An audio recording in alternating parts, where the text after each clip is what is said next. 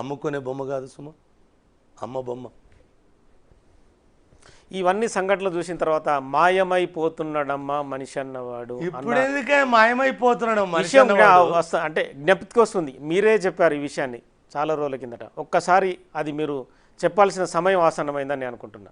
ఏముండదు, మాయమైపోతున్నాడమ్మా మనిషి అన్నవాడు అంటే మనుషులలో ఉన్న భావాలు రకరకాల వ్యతిరేకం అనుకూలం ఇవన్నీ లేలేనా. ఒక మాట మాత్రం చెప్తాను,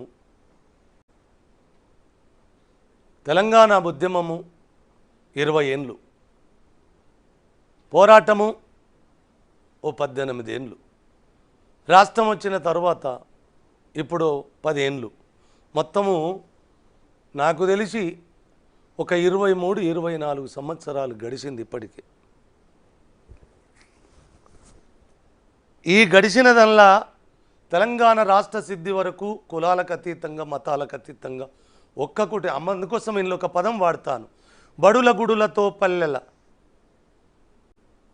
నేను బడిని రేపు భవిష్యత్తుకు గుడిగా వాడిన అందులో 2 అర్థాలు ఉంటాయి. నాన్న బడిని గుడి చేసుకోవాలని, ఇక్కడ గుడి సాంస్కృతికి భాగమైతే బడిని గుడి చేసుకోవటం భవిష్యవాణికి ఉంటుంది కదా. బడుల గుడులతో పల్లెల వడలు పులకరించాలి, విరిసే జన విజ్ఞానం నీ కీర్తిని పెంచాలి, తడబడకుండా జగాన తల ఎత్తుకోని బ్రతుక ఒక జాతిగా నీ సంతతి ఓయమ్మ వెలగాలి.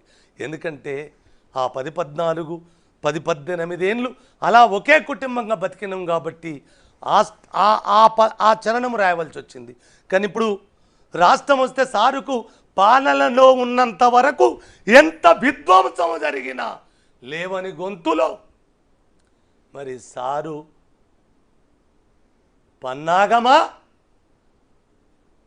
లేకపోతే మా పదవులు పోయినాయి తెలంగాణ మా తాత జాగిరు కదా అనుకున్న నేపథ్యమా?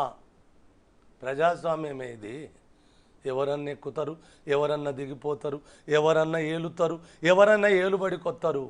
ఇక్కడ గుంజకు ఒక మేకు కొట్టుకొని గుర్రాన్ని కట్టేసుకొని బతికే గుడిసె కాదు కదా తెలంగాణ అంటే. ప్రజాస్వామ్యం ఇది, ప్రజాస్వామ్యము. భారతదేశమే ప్రజాస్వామ్యం కదా.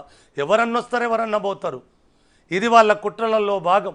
మనుషులను విడదీయడం, మనుషులను విడదీయం, మనుషులను ఇరుగ్గొట్టడం.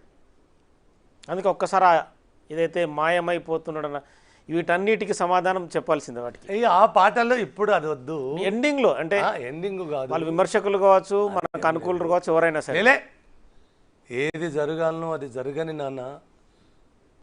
కాలం విసిరిన ఖడ్గానికి తెగిపడని తలుంటుందా నాన్న ఈ భూమి మీద? కాలం విసిరిన ఖడ్గానికి అంత బలం ఉంటుంది. ఇప్పుడు మాయమైపోతున్నాడన్న మనిషి అన్న గీతం ఇక్కడ అవసరం లేదు. నేను అంటున్నా కదా నాన్న, మనుషులుగా ఎప్పుడైనా వాళ్ళు నోటికో కోటికో మనిషి ఉంటాడు. మనిషి ఉనికి, మనిషి ఊపిరి, మనిషి చిరునామా ఈ కాలం ఉన్నంత వరకు పోదు.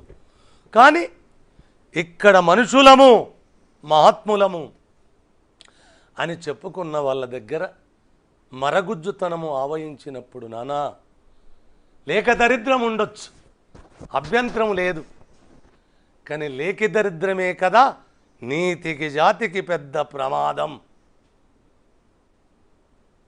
ఎందుకు నిన్నటిదాకా పెనవేసుకొని ఒకే బాటల నడిచిన వాళ్ళం ఎందుకు విడిపోతున్నాం? సారు కుట్ర జాతి గమనించాలి. సారు పాలనుంటే ఇక్కడ తెలంగాణ ఉన్నట్టు, సారు పాలన పడిపోతే ఇక తెలంగాణ లేదు, తెలంగాణ జాతి లేదు. కుట్రలు కుతంత్రాలు.